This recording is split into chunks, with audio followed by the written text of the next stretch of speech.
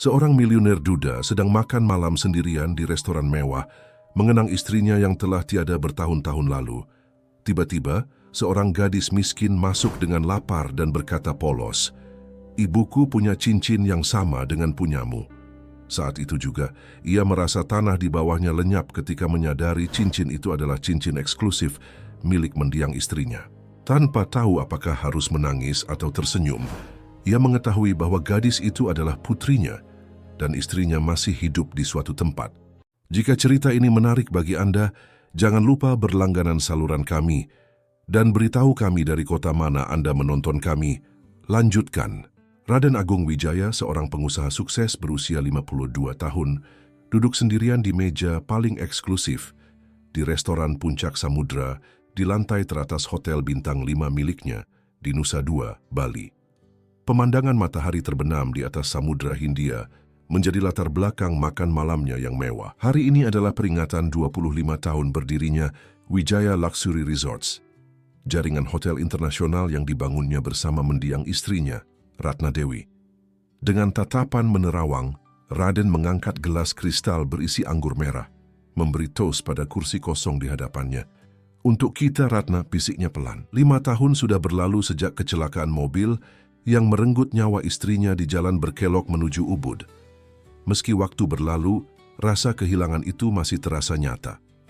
Para pelayan bergerak dengan anggun melayani tamu-tamu kelas atas yang memenuhi restoran malam itu. Raden menikmati hidangan pembuka dengan pikiran melayang pada masa-masa awal membangun bisnis bersama Ratna. Mereka memulai dari satu hotel kecil di Yogyakarta dan kini telah memiliki 23 properti mewah di seluruh Asia Tenggara. Lamunannya buyar ketika teriakan seorang petugas keamanan terdengar dari pintu masuk restoran. "Hei, kamu tidak boleh masuk, kembali!" Semua kepala menoleh, termasuk Raden. Seorang gadis kecil berusia sekitar 8 tahun berlari, menembus kerumunan pelayan. Pakaiannya lusuh, robek di beberapa bagian, rambutnya kusut dan kakinya telanjang. Matanya yang besar dan lapar terfokus pada makanan yang tersaji di meja-meja. "Tangkap dia!" seru manajer restoran dengan panik. Namun Raden, entah mengapa, mengangkat tangannya memberi isyarat agar petugas keamanan mundur. Ada sesuatu pada anak itu yang menarik perhatiannya. Keberanian, keputusasaan, atau mungkin cara gadis itu menatap makanan dengan pandangan yang mengingatkannya pada seseorang? Gadis kecil itu tiba-tiba berhenti saat melihat Raden. Untuk beberapa saat, mereka bertatapan. Raden tersenyum lembut.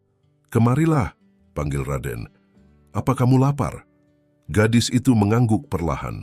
Matanya masih waspada. "Tolong siapkan menu anak-anak terbaik kita," perintah Raden kepada pelayan yang berdiri di dekatnya. "Dan segelas susu hangat." Pelayan itu terlihat ragu, tapi segera mengangguk dan pergi ke dapur. Raden menggeser kursi di sampingnya, mengisyaratkan agar gadis kecil itu duduk. "Siapa namamu?" tanya Raden dengan suara lembut. "Melati," jawab gadis itu pelan, masih terlihat takut. "Melati, nama yang indah," Raden tersenyum. "Aku Raden." "Duduklah Melati, makanan akan segera datang." Dengan ragu-ragu, Melati duduk di kursi yang ditawarkan.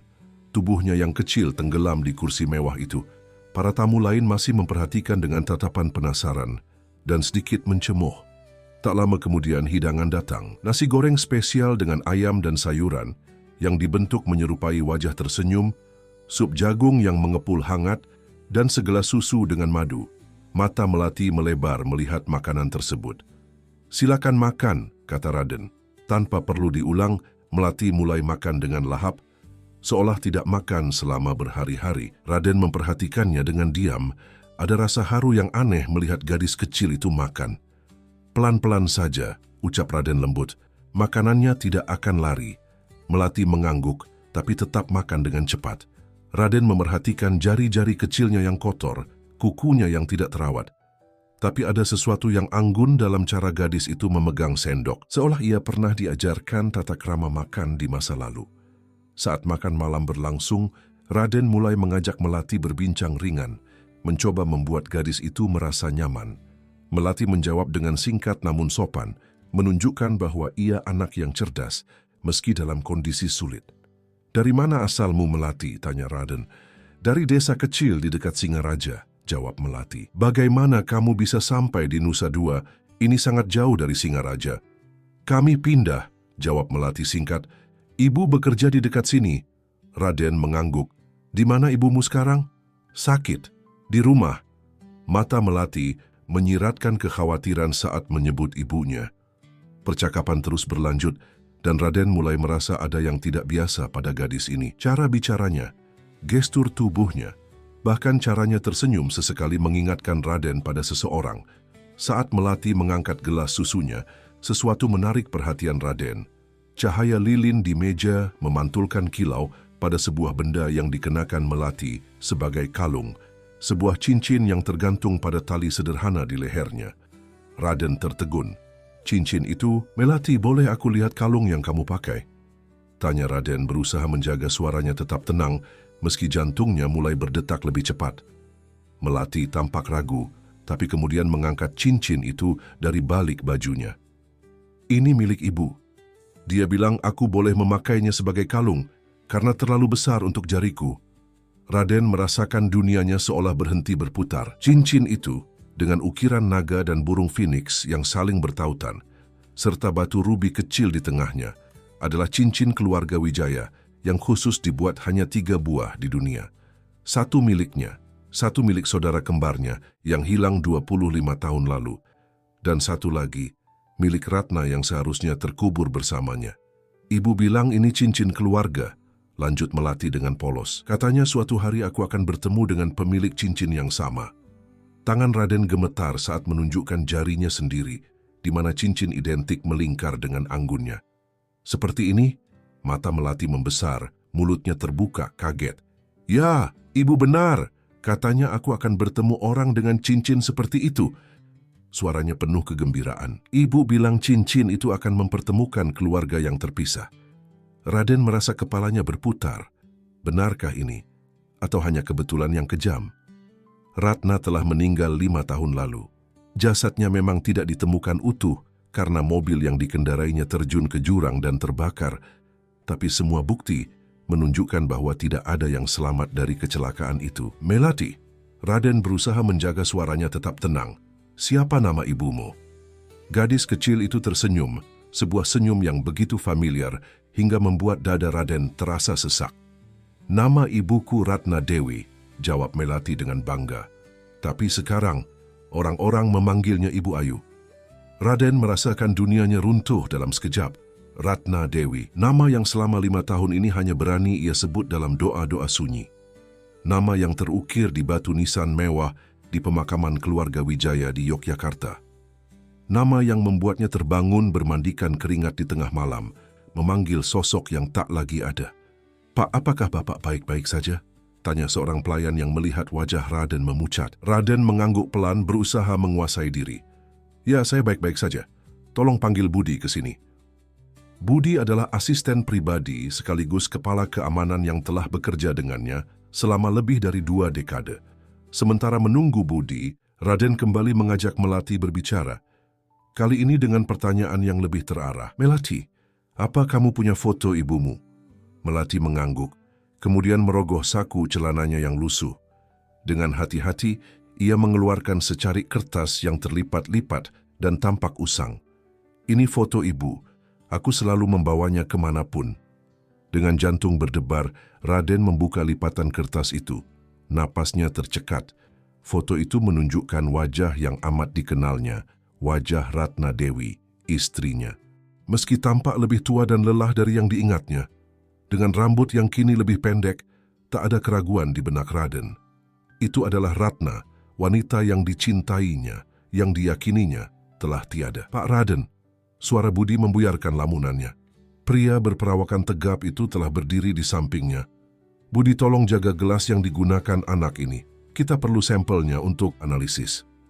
Raden berbicara dengan nada rendah agar Melati tidak mendengar. Budi, yang terlatih untuk memahami maksud tersembunyi tuannya, segera mengangguk dan memberi isyarat pada seorang pelayan. Raden kembali beralih pada Melati yang kini sedang menghabiskan es krimnya. Melati, di mana kamu tinggal sekarang? Aku ingin mengantarmu pulang. Gadis kecil itu terlihat ragu. Ibu bilang aku tidak boleh memberitahu alamat kami pada orang asing. Ibumu sangat bijak, puji Raden. Tapi aku bukan orang asing biasa. Lihat, kita memiliki cincin yang sama. Dan aku sangat ingin bertemu dengan ibumu. Ada banyak hal yang perlu kami bicarakan. Melati menatap cincin di jari Raden, lalu cincin yang tergantung di lehernya sendiri. Setelah beberapa saat berpikir, ia akhirnya mengangguk. Baiklah. Tapi ibu mungkin akan marah. Aku akan bicara dengan ibumu, janji Raden. Jangan khawatir. Setelah Melati menyelesaikan makanannya, Raden membayar tagihan dan menggandeng tangan kecil gadis itu menuju lift. Budi mengikuti beberapa langkah di belakang, membawa gelas yang telah dibungkus dengan hati-hati. Di basement hotel, mobil Mercedes hitam Raden telah menunggu. Ia membantu Melati naik ke kursi belakang, lalu duduk di sampingnya. Budi mengambil posisi di belakang kemudi. "Kemana kita harus pergi, Melati?" tanya Raden lembut. "Ke Kuta," jawab Melati. "Di belakang pasar tradisional ada gang kecil menuju rumah-rumah pekerja. Kami tinggal di rumah paling ujung." Selama perjalanan yang memakan waktu sekitar 30 menit itu, Raden terus mengajak Melati berbicara, mencoba mengumpulkan informasi sebanyak mungkin. Dari percakapan mereka, ia mengetahui bahwa Melati dan ibunya telah tinggal di Bali selama hampir 3 tahun, setelah sebelumnya berpindah-pindah di beberapa kota di Jawa dan Sumatera. "Sebelum di Bali, kami tinggal di Medan," cerita Melati. "Tapi ibu bilang kami harus pindah karena ada orang jahat yang mencari kami." Raden merasakan dadanya sesak. Orang jahat? Siapa yang mengejar Ratna hingga ia harus bersembunyi dan hidup dalam ketakutan selama bertahun-tahun? "Apa ibumu pernah menceritakan tentang ayahmu?" tanya Raden hati-hati. Melati mengangguk pelan. "Ibu bilang ayahku adalah orang yang sangat baik dan kuat. Katanya, ayah adalah seorang raja di istananya sendiri." Mata gadis itu berbinar. "Ibu juga bilang aku memiliki mata yang sama seperti ayah." Raden menatap mata Melati lebih seksama. Memang benar, mata bulat dengan iris coklat kehitaman itu sangat mirip dengan miliknya. Dan alis tebal yang melengkung sempurna itu tak diragukan lagi adalah warisan genetiknya. Sementara itu, Budi telah menelepon laboratorium pribadi milik Raden, memerintahkan tim untuk bersiap melakukan tes DNA darurat. Sebagai seorang pengusaha yang memiliki koneksi luas, Raden memiliki akses ke fasilitas medis terbaik yang bisa bekerja dengan cepat dan diskret. Ketika mobil memasuki kawasan Kuta yang ramai, Melati mulai memberikan arahan lebih detail. Mereka melewati jalanan utama yang penuh dengan turis, kemudian berbelok ke area yang lebih sepi dan kurang terawat. Bangunan-bangunan di sini jauh berbeda dengan hotel mewah milik Raden. Rumah-rumah sederhana berhimpit-himpitan dengan gang sempit yang hanya cukup untuk pejalan kaki. "Berhenti di sini," kata Melati ketika mereka mencapai ujung jalan yang masih bisa dilalui mobil. "Kita harus jalan kaki dari sini." Raden dan Budi saling pandang. Ini adalah lingkungan yang sama sekali berbeda dengan dunia mereka. Raden, yang biasa tinggal di penthouse mewah dan villa-villa eksklusif, kini harus menelusuri gang sempit dengan genangan air dan sampah di sana-sini. "Pak, biar saya yang berjalan duluan," usul Budi waspada. Raden mengangguk dan mereka mulai berjalan mengikuti Melati yang dengan lincah menavigasi jalanan sempit itu. Beberapa penduduk setempat menatap mereka dengan heran. Dua pria berpakaian mahal mengikuti seorang gadis kecil berpakaian lusuh. Setelah berjalan sekitar 5 menit, mereka tiba di sebuah rumah kayu sederhana di ujung gang. Rumah itu terlihat lebih terawat dibandingkan bangunan di sekitarnya, dengan pot-pot bunga kecil di depannya dan tirai bersih di jendela. "Ini rumah kami," kata Melati, berlari ke pintu depan. Ibu, aku pulang." Tidak ada jawaban. Melati mengetuk pintu beberapa kali lalu mencoba membukanya. Terkunci. "Aneh," gumam Melati. "Ibu biasanya selalu di rumah jam segini." Raden merasakan kekhawatiran mulai menjalari hatinya. Apakah Ratna melihat kedatangan mereka dan melarikan diri? Apakah ia masih ketakutan? "Melati, apa ibumu memiliki pekerjaan?" tanya Raden. "Ibu menjahit baju untuk toko-toko di Kuta," jawab Melati. "Tapi hari ini dia sakit, jadi seharusnya di rumah." Budi mengintip melalui jendela, tapi tirai menghalangi pandangannya. "Pak, mungkin kita bisa mencari dari belakang," usulnya. Mereka bergerak ke samping rumah di mana terdapat jalan setapak sempit yang mengarah ke halaman belakang. Di sana mereka melihat pintu belakang yang sedikit terbuka. "Ibu," panggil Melati lagi, kali ini lebih keras. Dari dalam rumah, terdengar suara batuk lemah, diikuti suara seorang wanita. "Melati, kamukah itu?" Melati berlari masuk tanpa ragu. Raden dan Budi mengikuti dengan langkah lebih hati-hati. Mereka memasuki dapur kecil yang sangat bersih, meski perabotnya sederhana. Lalu melalui ruang tengah yang hanya berisi meja rendah dan beberapa bantal duduk. Di ruang depan yang berfungsi ganda sebagai kamar tidur, seorang wanita terbaring di atas kasur tipis di lantai.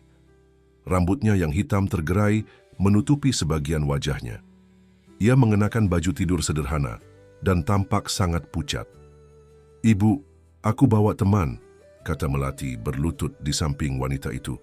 Wanita itu perlahan-lahan menyibakkan rambutnya dan membuka mata. Saat itulah tatapannya bertemu dengan Raden yang berdiri membeku di ambang pintu. Dunia seakan berhenti berputar. 5 tahun berlalu, namun Raden akan mengenali mata itu dimanapun. Mata yang sama yang dulu menatapnya penuh cinta setiap pagi, yang berbinar bahagia saat mereka menikah, yang berlinang air mata saat mereka bersumpah untuk selalu bersama hingga maut memisahkan. "Ratna," bisik Raden, suaranya tercekat. Wanita itu tersentak, wajahnya memucat lebih lagi. Dengan gerakan cepat ia menarik Melati ke pelukannya, seolah melindungi anak itu dari bahaya. "Tidak," bisiknya, suaranya bergetar. "Namaku Ayu. Aku bukan Ratna. Kamu salah orang." Tapi matanya yang ketakutan mengkhianati kata-katanya. Dan cincin yang identik dengan milik Raden kini terlihat jelas melingkar di jari manisnya yang kurus adalah bukti yang tak terbantahkan. Ratna Dewi, istri yang diyakini Raden telah tiada selama 5 tahun, kini duduk di hadapannya. Hidup, bernapas, dan tampak sangat ketakutan. "Melati, sayang, bisakah kamu mengambil obat ibu di meja dapur?" Pinta wanita itu dengan suara lembut, namun tegas. Matanya tak pernah lepas dari Raden. Melati mengangguk dan bergegas keluar dari ruangan. Begitu gadis kecil itu menghilang, wanita itu duduk tegak. Matanya menyiratkan campuran ketakutan dan tekad. "Kamu harus pergi," ujarnya pelan namun tegas. Sekarang juga, Raden masih berdiri terpaku, seolah kakinya tertanam di lantai kayu yang usang. "5 tahun, bisiknya dengan suara bergetar. 5 tahun aku menganggapmu telah tiada. 5 tahun aku berduka, Ratna." "Aku bukan Ratna," bantah wanita itu, meski suaranya tak meyakinkan. "Namaku Ayu. Kamu salah orang. Tolong pergilah." Raden melangkah maju perlahan, membuat wanita itu semakin merapatkan diri ke dinding. Dari luar, terdengar suara Budi yang menahan Melati, mengajaknya berbicara tentang bunga-bunga di halaman depan, memberikan privasi yang dibutuhkan oleh 2 orang dewasa di dalam rumah. "Cincin itu," Raden menunjuk ke jari wanita tersebut, "hanya ada 3 di dunia. Milikku, milik saudara kembarku yang menghilang, dan milikmu, Ratna. Kebetulan macam apa yang membuatmu memiliki cincin identik dengan milik istriku?" Wanita itu menunduk, jemarinya secara naluriah menyentuh cincin di jarinya. "Aku menemukannya," jawabnya lemah.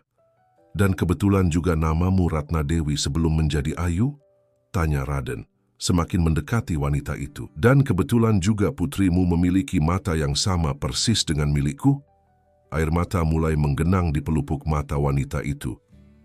"Kumohon," bisiknya, "demi kebaikan semua orang, terutama Melati, pergilah, lupakan kami."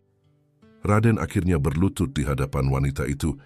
Jarak mereka kini hanya beberapa jengkal. Dari dekat, ia bisa melihat garis-garis lelah di wajah yang pernah dihafalnya luar dalam itu.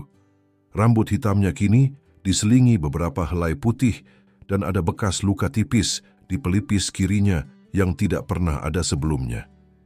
"Ratna," Raden berbisik lembut, tangannya perlahan terangkat untuk menyentuh pipi wanita itu, tapi kemudian terhenti di udara saat melihat wanita itu tersentak. "Apa yang terjadi? Kenapa kamu melakukan ini?" Untuk beberapa saat, wanita itu hanya menatapnya dengan pandangan berkaca-kaca. Kemudian, seolah bendungan pertahanannya akhirnya jebol. Air mata mulai mengalir di pipinya. "Bukan Ratna," bisiknya sekali lagi, tapi kali ini lebih kepada dirinya sendiri. "Aku bukan lagi Ratna Dewi Wijaya." Wanita itu sudah tiada. Tapi kamu di sini hidup dan bernapas di hadapanku, bantah Raden lembut. Kenapa Ratna? Kenapa kamu meninggalkanku, meninggalkan kehidupan kita? Sebelum wanita itu sempat menjawab, telepon Raden berdering. Dengan enggan ia mengangkatnya. Itu Budi yang menelepon dari luar rumah. Pak, laboratorium sudah menelepon, hasilnya positif. DNA dari gelas anak itu cocok dengan Bapak. Dia putri biologis Bapak, tidak diragukan lagi. Dunia Raden kembali berputar. Melati adalah anaknya. Anak yang tidak pernah ia tahu keberadaannya. Anak yang seharusnya ia besarkan bersama Ratna di rumah mereka yang mewah. Bukan di gubuk sederhana di gang sempit. Terima kasih Budi, ucapnya pelan, lalu menutup telepon. Wanita di hadapannya, Ratna, ia yakin sekarang, menatapnya dengan pandangan yang sulit diartikan. Apa kata Budi? Tanyanya dengan suara yang nyaris tak terdengar. Melati anakku, jawab Raden sederhana. Anakku yang bahkan tidak pernah ku tahu keberadaannya. Ratna menutup wajahnya dengan kedua tangan, tubuhnya bergetar karena tangis tertahan. Maafkan aku, isaknya. Maafkan aku, Raden. Akhirnya pertahanan terakhir runtuh. Wanita itu tidak lagi menyangkal identitasnya. Di tengah isak tangisnya, ia akhirnya mengakui kebenaran yang selama ini tersembunyi. Ya, aku Ratna, akunya disela isakan. Tapi Ratna yang dulu sudah tidak ada. Aku Ayu sekarang, seorang penjahit biasa dengan seorang putri yang harus kulindungi. Raden akhirnya memberanikan diri menyentuh pundak Ratna. Dan kali ini, wanita itu tidak mengelak. Dari apa? Siapa yang ingin kamu lindungi? Apa yang membuatmu merasa perlu berpura-pura mati dan meninggalkan segalanya? Ratna mengangkat wajahnya, matanya merah dan basah. Darimu Raden, aku melindungi Melati darimu dan dari orang-orang yang bekerja untukmu. Pernyataan itu bagaikan pukulan telak di dada Raden. Dariku? Apa maksudmu? Aku tidak pernah, bukan kamu secara langsung, potong Ratna. Tapi duniamu, bisnis yang kamu jalankan dengan Dharma. Dharma Wijaya adalah saudara kembar Raden yang menghilang 25 tahun lalu setelah pertengkaran hebat dengan Raden. Dharma memilih jalan yang berbeda, terlibat dengan orang-orang berbahaya dan aktivitas ilegal. Saat itu, Raden terlalu sibuk membangun bisnisnya yang sah untuk benar-benar memutus hubungan dengan saudaranya. Apa hubungannya Dharma dengan semua ini? Tanya Raden, keningnya berkerut dalam. Dia menghilang bertahun-tahun sebelum kita bertemu. Ratna menggeleng pelan. Dia tidak benar-benar menghilang, Raden. Dia hanya bersembunyi dan dia... Ratna menelan ludah. Dia mengancamku. 5 tahun lalu, saat aku hamil 2 bulan dengan Melati, Dharma menemuiku. Dia bilang perusahaanmu, bisnis yang kita bangun bersama, mencuri proyek besar dari kelompoknya. Dia mengancam akan menghancurkan segalanya, termasuk membunuh bayi dalam kandunganku jika aku tidak meninggalkanmu. Raden tersentak, tidak percaya dengan apa yang didengarnya. Dharma? Tapi kenapa aku tidak pernah tahu tentang ini? Karena dia mengancam akan membunuhmu juga jika aku memberitahumu, jawab Ratna. Air matanya kembali mengalir. Aku mencintaimu terlalu dalam untuk mengambil risiko itu. Dan aku tidak bisa membiarkan dia menyakiti bayi kita. Jadi aku memutuskan untuk menghilang, membuat seolah-olah aku sudah tiada. Raden terdiam, mencoba mencerna semua informasi yang baru saja didengarnya. Dharma, saudara kembarnya sendiri, telah mengancam istrinya, memaksa wanita yang dicintainya untuk menghilang dari hidupnya. Dan selama ini, Ratna telah hidup dalam pelarian, membesarkan putri mereka sendirian dalam ketakutan dan kesulitan. Kenapa kamu tidak mencari perlindungan, polisi, pengacara, atau siapapun? Ratna tersenyum pahit. Dharma memiliki koneksi di mana-mana. Dia menunjukkan padaku foto-foto kita berdua di tempat-tempat pribadi.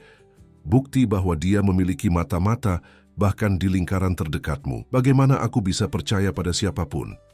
Dari luar terdengar tawa riang Melati. Suara polos itu menyadarkan keduanya akan realitas yang sedang mereka hadapi. Di mana Dharma sekarang? Tanya Raden, tangannya mengepal. Aku tidak tahu, jawab Ratna jujur. 2 tahun lalu aku mendengar kabar bahwa dia terlibat konflik dengan kelompok lain dan terluka parah. Ada rumor bahwa dia tidak selamat, tapi aku tidak berani mengambil risiko. Bagaimana jika itu hanya tipuan? Raden mengangguk pelan, pikirannya berputar cepat. Ratna, dengarkan aku. Banyak hal telah berubah dalam 5 tahun terakhir. Setelah aku pikir kamu meninggal, aku membersihkan semua bisnisku. Aku memutus semua hubungan dengan orang-orang mencurigakan yang mungkin terkait dengan Dharma. Aku bahkan mendirikan yayasan anti kekerasan atas namamu. Ratna menatapnya, matanya menyiratkan keraguan sekaligus harapan. Benarkah? Ya. Raden menggenggam tangan Ratna dengan lembut. Dan sekarang, aku menemukan bahwa kamu masih hidup dan kita memiliki seorang putri yang cantik. Aku tidak akan membiarkan kalian hidup dalam ketakutan lagi. Izinkan aku melindungi kalian. Izinkan aku menjadi suami dan ayah yang seharusnya. Air mata kembali mengalir di pipi Ratna. Kali ini bukan air mata ketakutan, melainkan air mata kelegaan.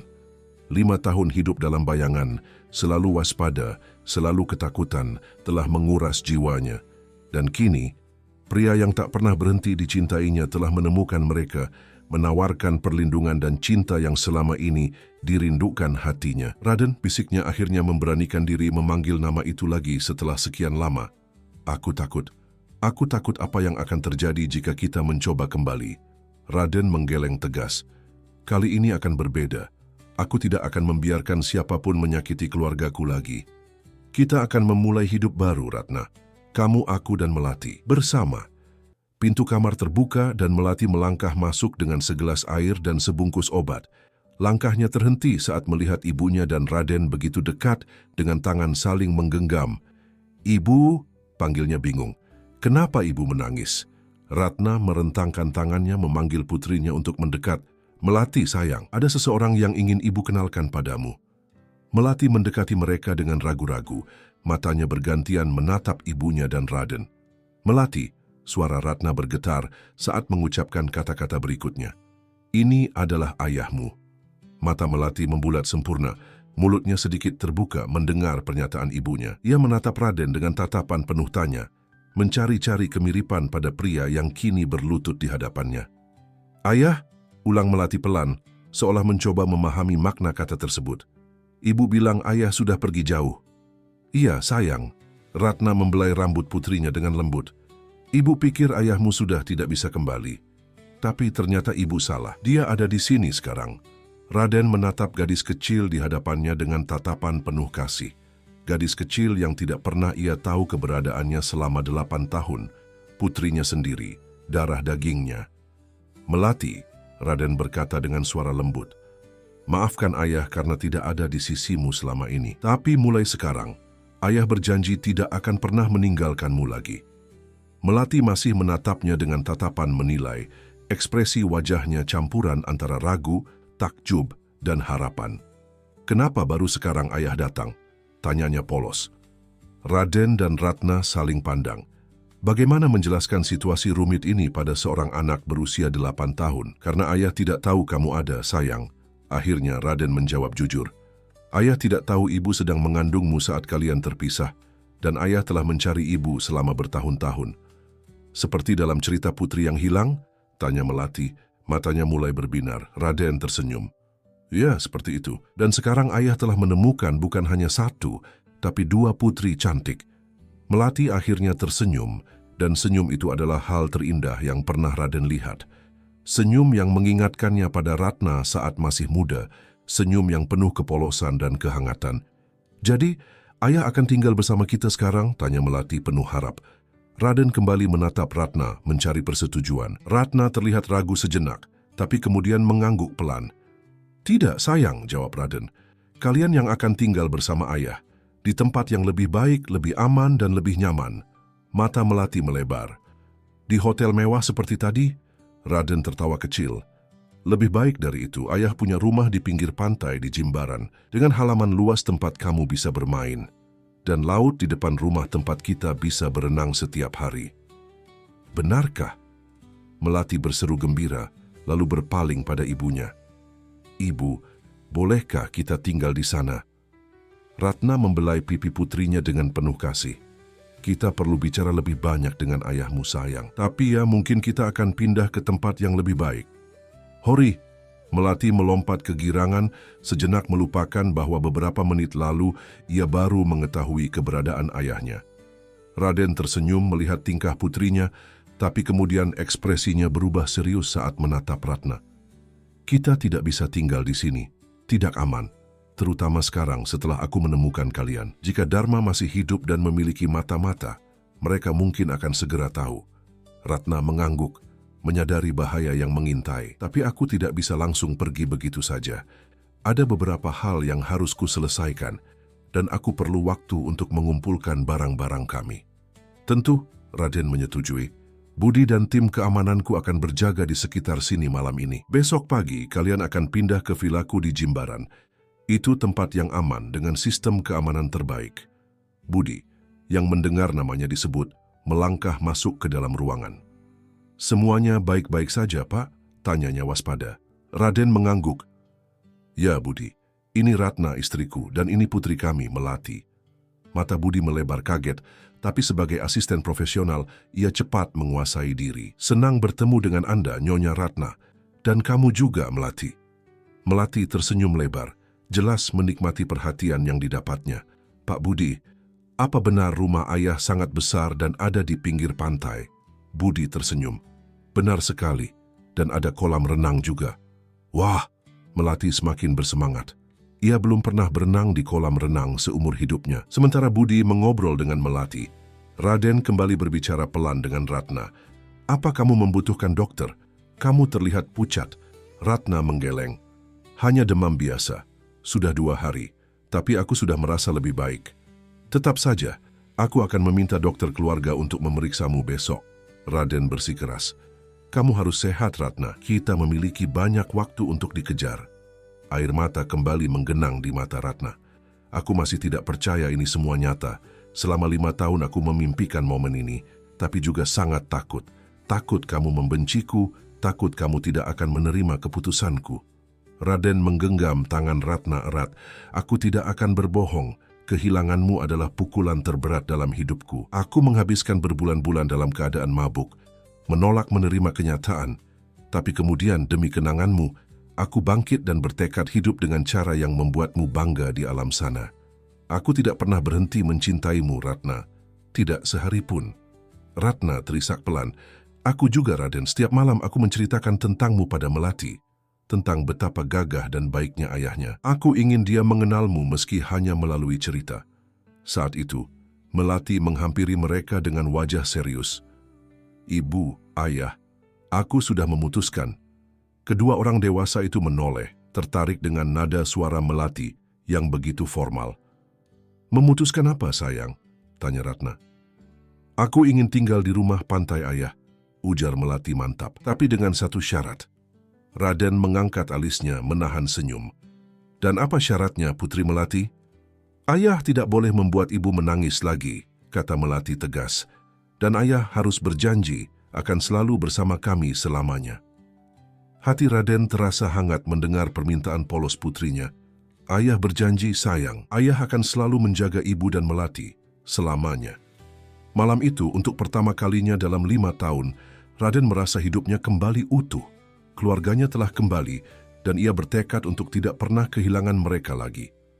Keesokan paginya, dengan bantuan Budi dan timnya, Ratna dan Melati mengepak barang-barang mereka yang tidak seberapa. Melati bersemangat memperlihatkan pada Raden buku-buku pelajarannya, boneka kain sederhana buatan ibunya, dan koleksi kerang pantai yang dikumpulkannya. Ini semua akan kita bawa, janji Raden, dan nanti kamu bisa mengumpulkan lebih banyak kerang di pantai depan rumah kita.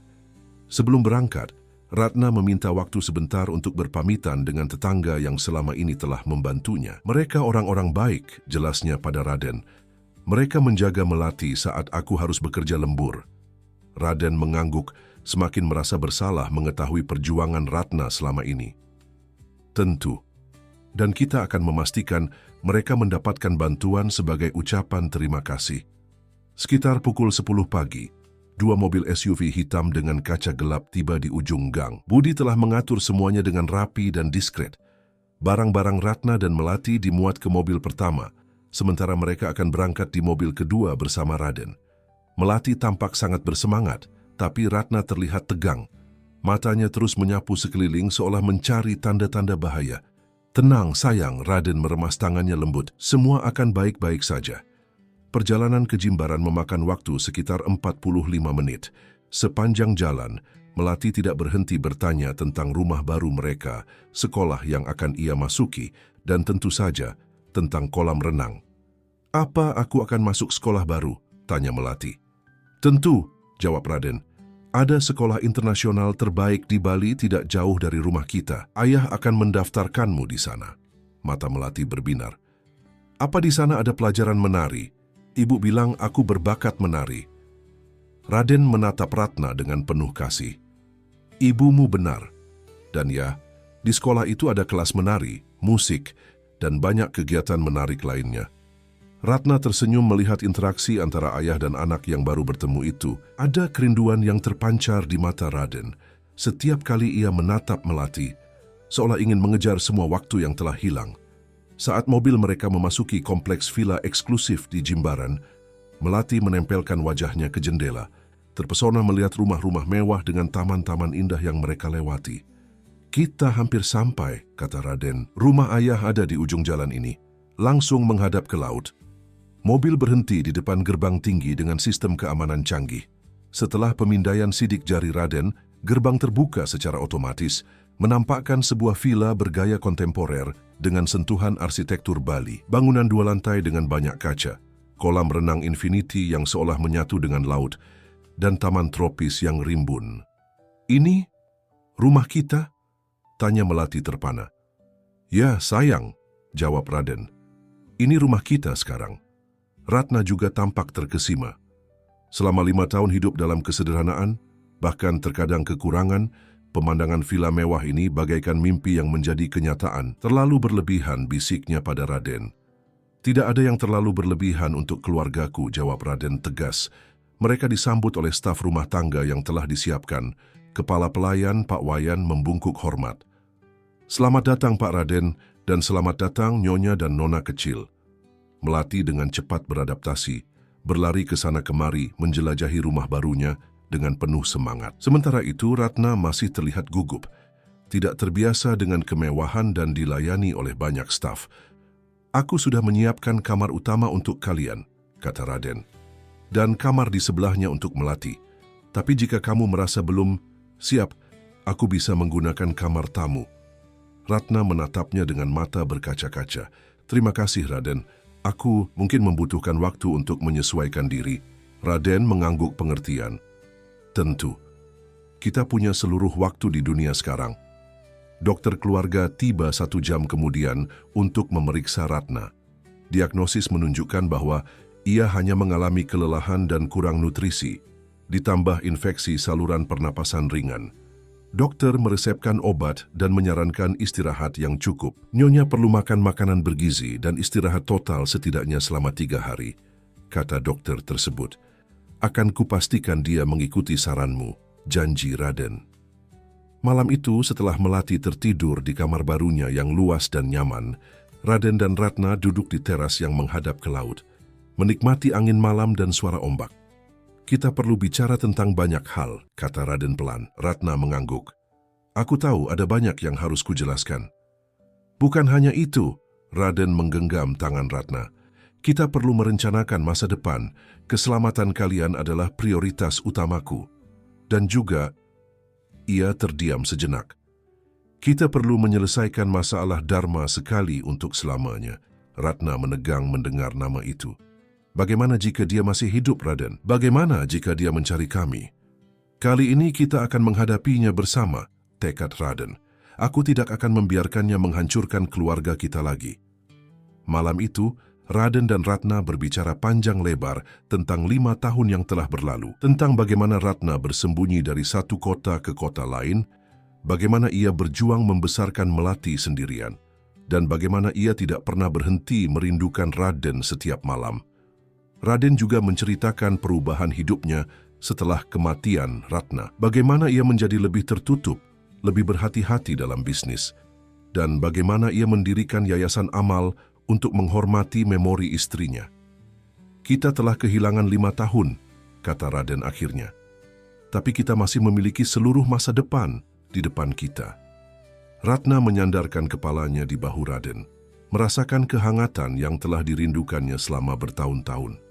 Ya, bisiknya, kita masih memiliki masa depan. 3 bulan telah berlalu sejak Raden menemukan kembali keluarganya. Kehidupan mereka mulai menemukan ritme barunya.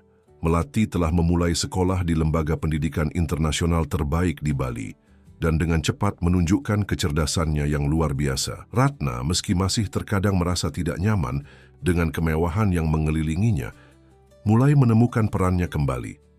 Ia bahkan memulai sebuah proyek kecil membuat butik busana tradisional Bali modern yang telah menjadi hobinya selama masa persembunyian. Raden mengatur jadwalnya untuk lebih banyak bekerja dari rumah, tidak ingin melewatkan momen berharga bersama keluarga yang nyaris hilang selamanya.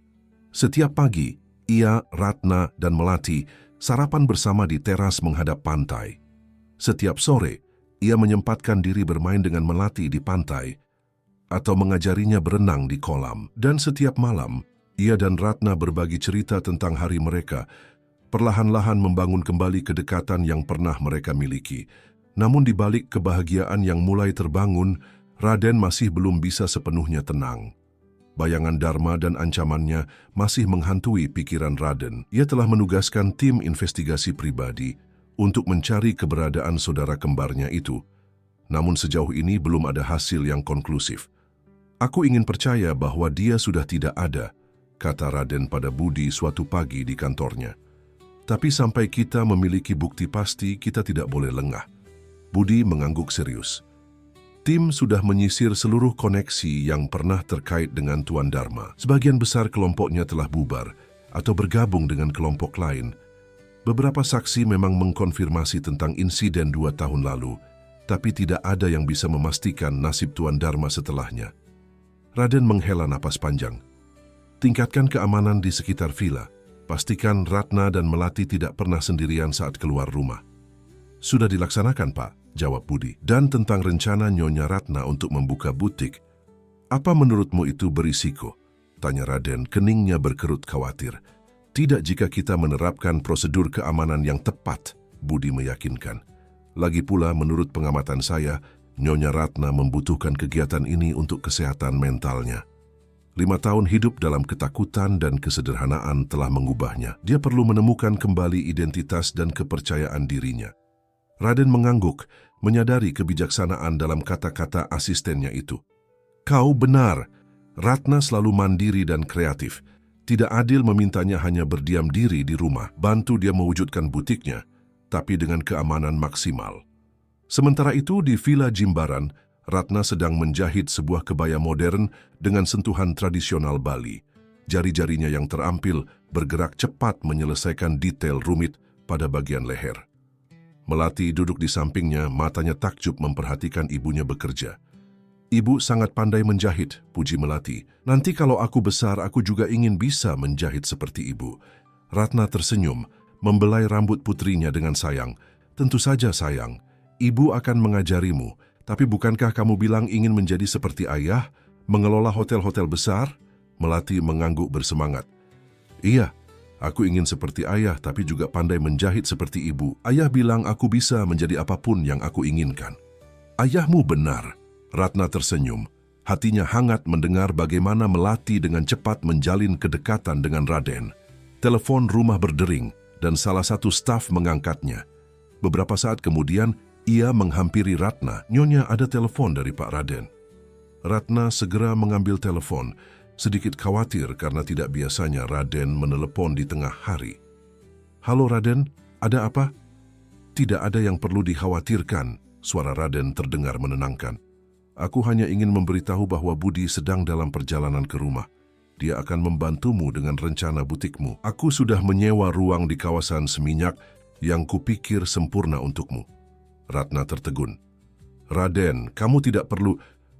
Aku ingin melakukannya. Potong Raden lembut.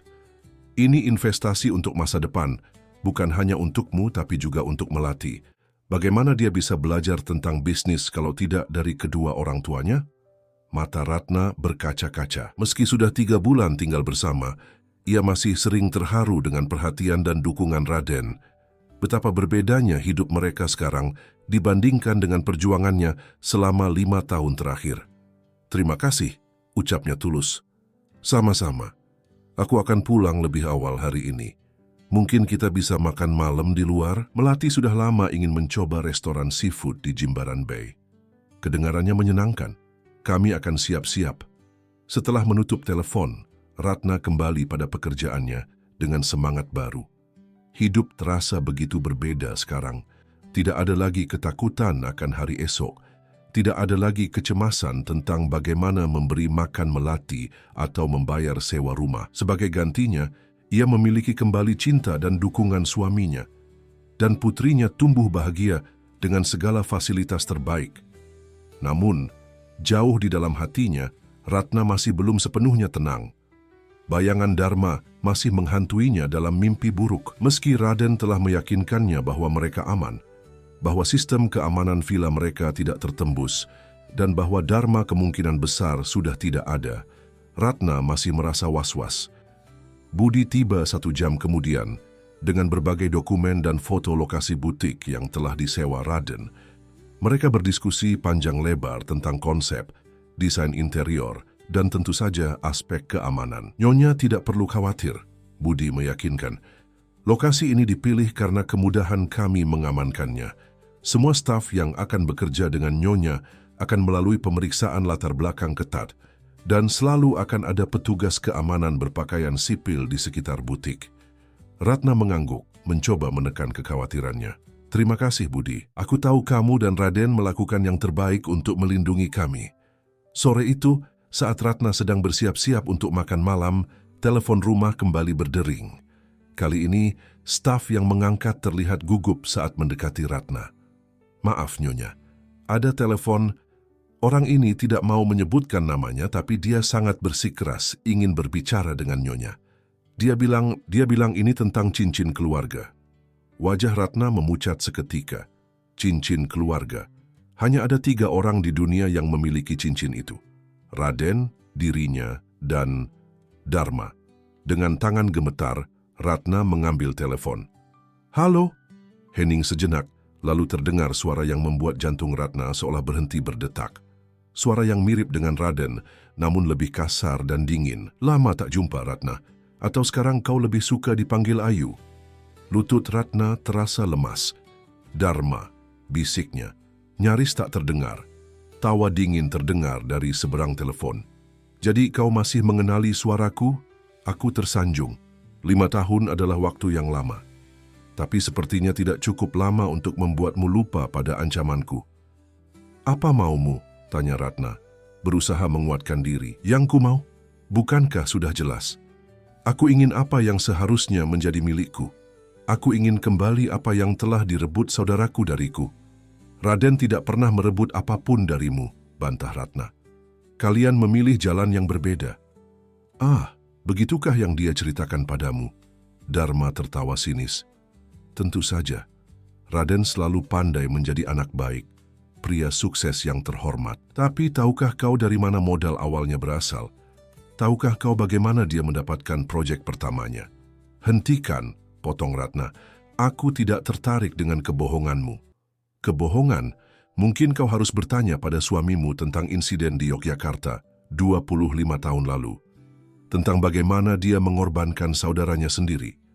Ratna terdiam, tidak yakin harus percaya atau tidak. Raden selalu menghindari topik tentang masa lalunya dengan Dharma. Hanya mengatakan bahwa mereka berpisah jalan karena perbedaan prinsip. Kau masih di sana, Ratna? Suara Dharma terdengar mengejek. Jangan khawatir, aku tidak berencana mengganggumu. Setidaknya untuk saat ini. Anggap saja ini panggilan Rama untuk memberitahu bahwa aku masih hidup dan aku belum melupakan urusan kita. Oh, dan sampaikan salamku pada keponakanku yang cantik. Melati, bukan? Nama yang indah. Jantung Ratna serasa berhenti. Dharma tahu tentang Melati. Jangan berani-berani mendekati putriku, desis Ratna. Ketakutan berubah menjadi amarah protektif. Putrimu? Atau mungkin sebenarnya putriku? Dharma tertawa melihat keheningan syok dari Ratna. Oh, jangan terlalu serius. Aku hanya bercanda. Tentu saja dia anak Raden. Kalian berdua terlalu bermoral untuk berselingkuh. Tapi kau tahu, genetika itu hal yang menarik. Sebagai kembar identik, DNA kami sangat mirip. Dalam tes DNA sederhana, bahkan mungkin tidak terdeteksi perbedaannya. Apa maumu sebenarnya, Dharma? Tanya Ratna, suaranya bergetar. Untuk saat ini aku hanya ingin kau tahu bahwa aku mengawasi, bahwa kehidupan sempurna yang kalian bangun itu berdiri di atas pasir yang rapuh. Dan saat tiba waktunya, aku akan mengambil kembali apa yang seharusnya menjadi milikku. Sampai jumpa, Ratna. Telepon terputus, meninggalkan Ratna berdiri gemetar dengan wajah pucat pasi. Staf yang melihatnya langsung menghampiri dengan khawatir. Nyonya, Anda baik-baik saja? Perlu saya panggilkan dokter? Ratna menggeleng lemah. Tolong hubungi Pak Raden, katakan padanya untuk segera pulang, dan tolong minta Budi kembali ke sini secepatnya. Staf itu segera melaksanakan perintah Ratna. Sementara itu, Ratna bergegas ke kamar Melati. Didorong oleh insting untuk memastikan putrinya aman, ia menemukan Melati sedang bermain boneka di kamarnya, sama sekali tidak menyadari badai yang baru saja menghantam keluarga mereka. Ibu, Melati tersenyum cerah. Lihat, aku sudah memakai gaun yang ayah belikan kemarin. Cantik kan? Aku sudah tidak sabar untuk makan di restoran seafood. Ratna memaksakan senyum, tidak ingin mengkhawatirkan putrinya. Sangat cantik, sayang, tapi sepertinya kita harus menunda makan malam di luar. Ayah harus menyelesaikan sesuatu dulu di kantor. Kekecewaan jelas terlihat di wajah Melati, tapi ia mengangguk pengertian. Tidak apa-apa, Bu. Kita bisa pergi lain kali. Apa kita akan makan di rumah saja? Ya, sayang. Ibu akan meminta Koki menyiapkan makanan kesukaanmu. Ratna memeluk Melati erat. Matanya terpejam menahan air mata. Baru 3 bulan mereka merasakan kebahagiaan sebagai keluarga utuh. Baru 3 bulan Melati mengenal ayahnya dan menikmati kehidupan normal yang layak didapatkannya. Dan kini, ancaman dari masa lalu kembali mengintai, siap merenggut segalanya sekali lagi. Ibu kenapa? Tanya Melati, menyadari keanehan sikap ibunya. Tidak apa-apa, sayang. Ratna mencoba tersenyum. Ibu hanya sangat menyayangimu, sangat-sangat menyayangimu. Melati tersenyum lebar. Aku juga sayang ibu, dan aku juga sayang ayah. Aku senang kita sekarang bersama-sama. Ratna hanya bisa mengangguk, tidak mempercayai suaranya untuk berbicara tanpa menangis. Dalam hati, ia bersumpah akan melakukan apapun untuk melindungi kebahagiaan putrinya. Bahkan jika itu berarti ia harus menghadapi Dharma sekali lagi. Raden tiba di rumah dalam waktu kurang dari 30 menit setelah menerima panggilan darurat. Wajahnya tegang dan matanya langsung mencari Ratna dan Melati begitu memasuki rumah. Ketika menemukan mereka berdua di ruang keluarga, Melati sedang menonton TV dan Ratna duduk di sampingnya dengan pandangan kosong. Raden menghela napas lega. Apa yang terjadi? Tanyanya segera menghampiri Ratna dan berlutut di hadapannya.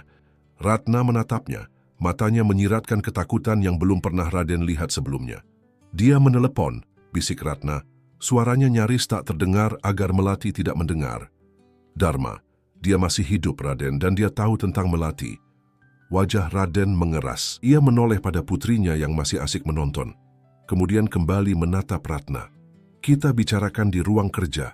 Setelah memastikan Melati aman bersama pengasuhnya, Raden dan Ratna pindah ke ruang kerja di lantai 2. Budi sudah menunggu di sana, bersama dengan 2 orang dari tim keamanan. Ceritakan semuanya, pinta Raden, menggenggam tangan Ratna yang masih gemetar. Ratna menarik napas panjang, lalu menceritakan seluruh percakapannya dengan Dharma. Bagaimana pria itu mengancam akan mengambil kembali apa yang menurutnya telah direbut Raden, bagaimana dia mengetahui tentang Melati, dan klaim anehnya tentang DNA yang sama dengan Raden. Dia mencoba mempermainkan pikiranmu, kata Raden geram. Tipikal Dharma, selalu mencari celah untuk menimbulkan keraguan dan perpecahan. Tapi dia benar tentang satu hal, kata Budi serius. Sebagai kembar identik, DNA Tuan Dharma dan Tuan Raden hampir tidak bisa dibedakan dalam tes standar. Diperlukan analisis yang lebih mendalam untuk melihat perbedaan kecil akibat faktor lingkungan dan gaya hidup. Raden mengusap wajahnya, frustasi. Jadi sekarang dia mencoba mengklaim bahwa Melati mungkin anaknya. Gila, Ratna tidak pernah bertemu dengannya sebelum ancaman 5 tahun lalu. Dia hanya ingin menggoyahkan kita. Ratna mencoba menenangkan suasana. Yang lebih mengkhawatirkan adalah fakta bahwa dia tahu tentang Melati, tentang nama dan keberadaannya. Itu berarti dia telah mengawasi kita, entah untuk berapa lama. Budi mengangguk serius. Kami akan segera meningkatkan keamanan, Pak.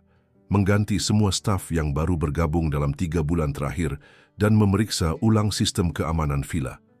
Lakukan, perintah Raden. Dan mulai sekarang Melati tidak boleh ke sekolah tanpa pengawalan ketat. Ratna, sebaiknya kita tunda dulu rencana butikmu sampai situasi ini jelas.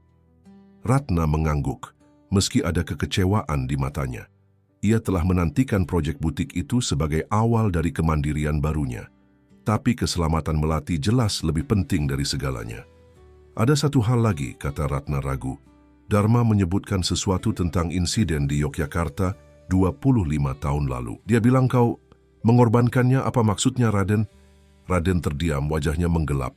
Budi dan tim keamanan saling pandang, lalu dengan pengertian tanpa kata, mereka keluar dari ruangan, meninggalkan pasangan itu untuk berbicara empat mata. Setelah pintu tertutup, Raden menghela napas panjang. Ada bagian dari masa laluku yang tidak pernah kuceritakan padamu, Ratna. Bagian yang selalu kucoba kubur dalam-dalam. Ratna menunggu dengan sabar, memberi Raden waktu untuk mengumpulkan pikirannya.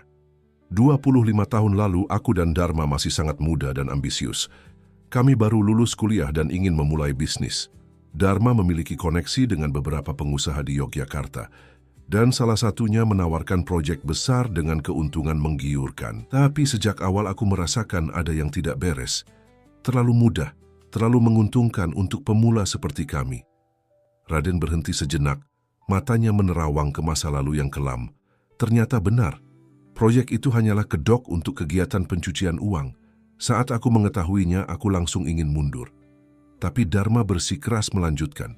Dia bilang ini kesempatan sekali seumur hidup. Kami bertengkar hebat, dan akhirnya aku mengancam akan melaporkan semuanya ke polisi jika dia tetap terlibat. Dan apa yang terjadi? Tanya Ratna lembut, menggenggam tangan Raden untuk memberinya dukungan. Polisi melakukan penggerebekan. Beberapa orang ditangkap, tapi Dharma berhasil lolos. Dia menganggapku mengkhianatinya, menjualnya demi keselamatanku sendiri. Padahal aku hanya ingin menyelamatkannya dari jalan yang salah. Raden tertawa pahit, tapi justru tindakanku itu yang mendorongnya semakin dalam ke dunia hitam. Dia butuh perlindungan, dan kelompok-kelompok berbahaya itu menerimanya dengan tangan terbuka. Ratna memeluk Raden erat. Kau melakukan apa yang kau anggap benar. Tidak ada yang bisa menyalahkanmu untuk itu. Tapi kadang aku bertanya-tanya, bisik Raden, bagaimana jika aku lebih sabar? Bagaimana jika aku mencoba cara lain untuk meyakinkannya? Mungkin dia tidak akan menjadi seperti sekarang. Kita tidak bisa hidup dengan bagaimana jika, Raden, ujar Ratna bijak. Yang penting sekarang adalah bagaimana kita melindungi keluarga kita dari ancamannya. Raden mengangguk, kembali menemukan keteguhan dalam dirinya. Kau benar, dan kali ini aku tidak akan membiarkannya menghancurkan kebahagiaanku. Tidak akan kubiarkan dia mendekati kalian. Malam itu, setelah memastikan sistem keamanan diperketat dan Melati tertidur nyenyak, Raden dan Ratna duduk di balkon kamar mereka, memandangi bintang-bintang di langit Bali yang cerah. Apa kita akan selalu hidup dalam ketakutan seperti ini? Tanya Ratna pelan. Raden menggenggam tangannya erat. Tidak, aku berjanji. Kita akan menemukan cara untuk mengakhiri ini sekali untuk selamanya. Dharma harus dihentikan, tapi kali ini dengan cara yang benar. Berbulan-bulan berlalu tanpa kabar dari Dharma. Kehidupan keluarga Wijaya perlahan kembali normal, meski dengan tingkat kewaspadaan yang jauh lebih tinggi. Melati telah terbiasa dengan pengawal yang selalu mengikutinya ke sekolah. Ratna akhirnya membuka butiknya, yang dengan cepat mendapatkan perhatian berkat desain-desain uniknya yang menggabungkan elemen tradisional Bali dengan sentuhan modern. Dan Raden terus memperluas bisnisnya, kini dengan fokus lebih besar pada keberlanjutan dan tanggung jawab sosial. Hari ini adalah hari istimewa, ulang tahun Melati yang ke-9. Ratna telah menyiapkan pesta kecil di rumah mereka, mengundang beberapa teman sekolah Melati dan keluarga terdekat. Villa mereka dihias dengan balon dan pita warna-warni, dan sebuah kue besar berbentuk istana menunggu di tengah meja. Bagaimana menurutmu? Tanya Ratna pada Raden, menunjukkan gaun kecil yang telah dijahitnya khusus untuk Melati. Sempurna, puji Raden tulus. Dia akan terlihat seperti putri sungguhan. Ratna tersenyum, lalu ekspresinya berubah serius. Raden, aku ingin memberikan ini pada Melati hari ini. Ia mengeluarkan sebuah kotak kecil dari sakunya, membukanya untuk menunjukkan sebuah cincin mungil dengan desain serupa dengan cincin keluarga Wijaya, namun dibuat khusus untuk jari kecil Melati. Ini cincin keluarga? Tanya Raden terkejut. Ratna mengangguk. Aku meminta seorang pandai emas terpercaya di Ubud untuk membuatnya berdasarkan desain cincin kita. Bedanya, ini terbuat dari emas merah muda, bukan emas kuning seperti milik kita. Aku ingin Melati memiliki identitasnya sendiri, tapi tetap terhubung dengan warisan keluarganya. Mata Raden berkaca-kaca melihat pemikiran dan kasih sayang yang tercurah dalam hadiah itu. Ini sempurna, Ratna. Melati akan sangat menyukainya. Pesta berlangsung meriah.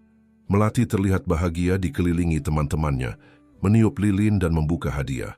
Ketika tiba giliran Raden dan Ratna memberikan hadiah utama mereka, semua mata tertuju pada kotak kecil yang diberikan Ratna.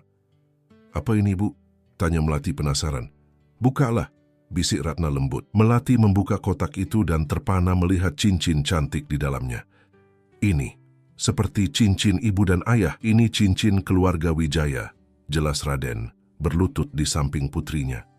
Versi khusus untukmu, karena kamu adalah Wijaya sejati, darah dan jiwa.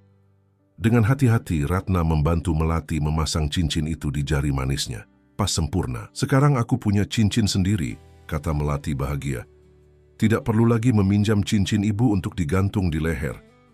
Cincin ini lebih dari sekadar perhiasan, kata Raden serius. Ini adalah simbol bahwa kamu adalah bagian dari keluarga kami, selamanya. Bahwa kita bertiga akan selalu bersama apapun yang terjadi. Melati memeluk kedua orang tuanya erat. Aku sayang ayah dan ibu, ini hadiah terbaik sepanjang masa. Saat para tamu mulai berpamitan dan pesta berangsur usai, Budi menghampiri Raden dengan wajah serius. Pak, bisa bicara sebentar? Raden mengangguk dan mengikuti Budi ke ruang kerja. Ada apa? Tim pengawasan menemukan sesuatu, kata Budi menyerahkan sebuah amplop coklat. Ini diambil oleh kamera keamanan di dekat sekolah Melati 3 hari lalu. Raden membuka amplop itu dan mengeluarkan beberapa lembar foto. Napasnya tercekat. Foto-foto itu menunjukkan seorang pria yang sangat mirip dengannya, Dharma, sedang berdiri di seberang jalan dari sekolah Melati, mengawasi dari jauh. Dia berani mendekat sejauh ini? Geram Raden. Tampaknya dia semakin berani, Pak. Dan ada lagi. Budi mengeluarkan secarik kertas dari sakunya. Ini ditemukan di kotak pos villa pagi ini. Kami sudah memeriksanya. Tidak ada yang berbahaya. Raden membuka lipatan kertas itu. Di dalamnya hanya ada satu kalimat. Selamat ulang tahun, keponakanku tercinta. Hadiah dariku akan datang saat waktunya tepat. Amarah membakar dada Raden. Dharma tidak hanya mengancam, tapi kini mencoba meneror keluarganya di hari spesial putrinya. Tingkatkan keamanan. Mulai besok, aku ingin pengawalan 24 jam untuk Ratna dan Melati, dan cari tahu di mana Dharma bersembunyi. Gunakan semua koneksi yang kita miliki. Baik, Pak.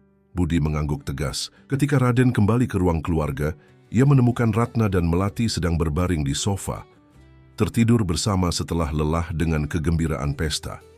Wajah damai mereka membuat tekad Raden semakin kuat.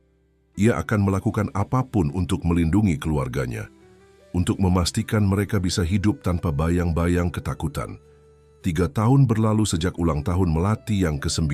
Ancaman Dharma masih sesekali muncul dalam bentuk pesan-pesan misterius atau penampakan singkat dari jauh, tapi tidak pernah ada konfrontasi langsung. Raden dan timnya telah melacak keberadaan Dharma ke sebuah pulau kecil di timur Indonesia. Tapi setiap kali mereka hampir menangkapnya, pria itu selalu berhasil menghilang. Selama 3 tahun itu, keluarga Wijaya telah belajar untuk hidup dengan kewaspadaan yang seimbang. Tidak lagi dikuasai ketakutan, tapi juga tidak pernah benar-benar lengah. Melati kini berusia 12 tahun, tumbuh menjadi gadis cerdas dan percaya diri yang semakin mirip dengan kedua orang tuanya. Ratna telah mengembangkan butiknya menjadi jaringan toko busana yang sukses di seluruh Bali. Dan Raden, selain mengelola bisnisnya yang semakin berkembang, juga aktif dalam berbagai kegiatan amal. Hari ini adalah hari yang ditunggu-tunggu, pernikahan kedua Raden dan Ratna. Meski secara hukum mereka tidak pernah bercerai, Ratna hanya menghilang dan dinyatakan meninggal. Keduanya merasa perlu memperbarui janji pernikahan mereka setelah semua yang telah mereka lalui. Upacara diselenggarakan di taman villa mereka di Jimbaran dengan dekorasi bunga-bunga tropis dan pemandangan laut sebagai latar belakang. Hanya keluarga dan teman terdekat yang diundang, dengan Melati berperan sebagai pengiring pengantin utama. "Kamu gugup?" tanya Melati pada ibunya saat membantu Ratna merapikan kebaya putih dengan sulaman emas yang mempesona. Ratna tersenyum. "Sedikit, rasanya seperti kembali ke hari pernikahan pertama kami." "Ibu sangat cantik," puji Melati tulus. "Ayah pasti akan terpesona." Dan benar saja, ketika Ratna berjalan di atas karpet bunga menuju altar di mana Raden menunggu, mata pria itu tidak bisa lepas dari sosok istrinya. Tahun-tahun yang telah mereka lalui, baik bersama maupun terpisah, hanya membuat cinta mereka semakin dalam dan kokoh. "Dengan cincin ini, aku sekali lagi menegaskan janjiku padamu," kata Raden, memasangkan cincin keluarga Wijaya yang telah dipoles mengkilap ke jari Ratna. "Untuk mencintaimu, melindungimu, dan menjadi milikmu selamanya." Ratna, dengan mata berkaca-kaca, melakukan hal yang sama. "Dengan cincin ini, aku sekali lagi berjanji untuk mencintaimu dalam suka dan duka, dalam terang dan gelap hingga akhir hayatku." Tepuk tangan riuh mengisi udara saat keduanya berciuman, menyegel janji yang telah mereka pegang meski terpisah oleh jarak, waktu, dan ancaman. Pada resepsi yang menyusul, Raden mengumumkan pendirian Yayasan Wijaya Peduli, sebuah organisasi amal yang didedikasikan untuk membantu keluarga yang terpisah akibat keadaan sulit, serta anak-anak yang hidup dalam kemiskinan. Sebagian besar kekayaan keluarga Wijaya akan disalurkan ke yayasan ini, memastikan bahwa lebih banyak anak seperti Melati mendapatkan kesempatan yang layak dalam hidup. 3 tahun lalu, kata Raden dalam pidatonya, putri kami Melati bertanya bagaimana kami bisa dipertemukan kembali setelah sekian lama terpisah. Saat itu, kami mengatakan padanya bahwa takdirlah yang mempertemukan kami. Tapi sekarang, aku percaya bahwa bukan hanya takdir, melainkan keberanian seorang gadis kecil yang lapar yang membawa kami kembali bersama. Para tamu tertawa mendengar cerita tentang bagaimana Melati kecil menerobos masuk ke restoran mewah karena kelaparan, dan bagaimana cincin keluarga Wijaya menjadi kunci yang membuka pintu reunifikasi keluarga mereka. Cincin ini, Raden mengangkat tangannya, menunjukkan cincin emas dengan ukiran naga dan feniks, telah menjadi simbol takdir keluarga kami. Dan kini, kami ingin membuat cincin ini menjadi simbol harapan bagi keluarga lain juga. Melati, yang kini mengenakan cincin emas merah muda miliknya dengan bangga, tersenyum lebar mendengar pidato ayahnya. Di sampingnya, Ratna menggenggam tangan putrinya erat. Hatinya penuh dengan rasa syukur atas kebahagiaan yang akhirnya mereka temukan. Malam itu, saat pesta telah usai dan para tamu pulang, keluarga kecil itu duduk di teras belakang villa mereka, memandangi bintang-bintang yang bertaburan di langit Bali. "Ayah," panggil Melati tiba-tiba, "apa yang terjadi dengan Paman Dharma? Apakah dia masih ada di luar sana?" Raden dan Ratna saling pandang, terkejut dengan pertanyaan langsung putri mereka.